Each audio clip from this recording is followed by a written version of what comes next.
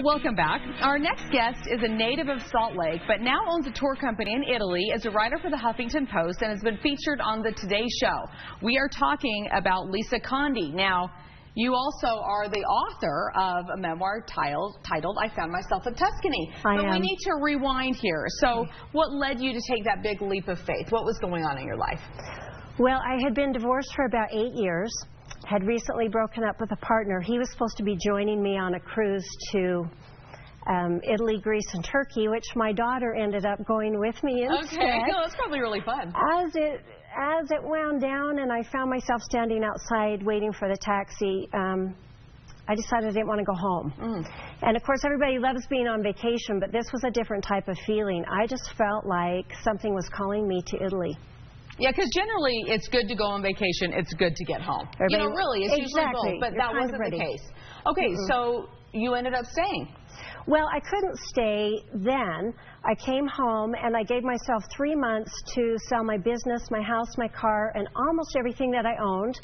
Put what I couldn't part with, mostly sentimental, in a storage unit, and bought myself a ticket and went back to Tuscany. Now, what were your friends and family saying to you? Well, it was a little divided. Of course, some thought it was a very courageous thing to do and supported me.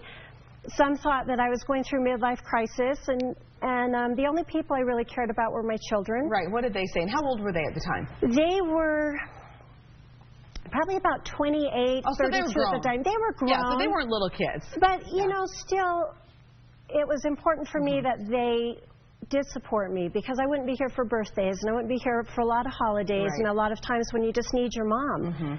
But they were very supportive, very excited, and said, go for it. Okay, so then what happened? You get there, and what happened emotionally, financially, with your life? What happened? Well, that's what the book is about, because I didn't know at the time if I was going for 3 months or if I was going to stay for a lifetime. Obviously, I had to come home and get a visa if the latter happened. Right.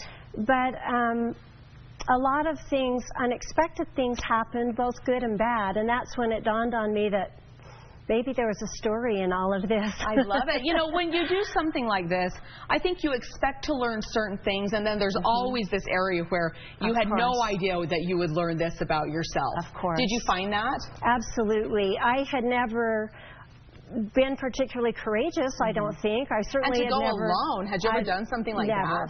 Never learned a foreign language. So suddenly I'm in a city where I can't speak a single word of their language. I don't know a single person there. I have arrived truly alone.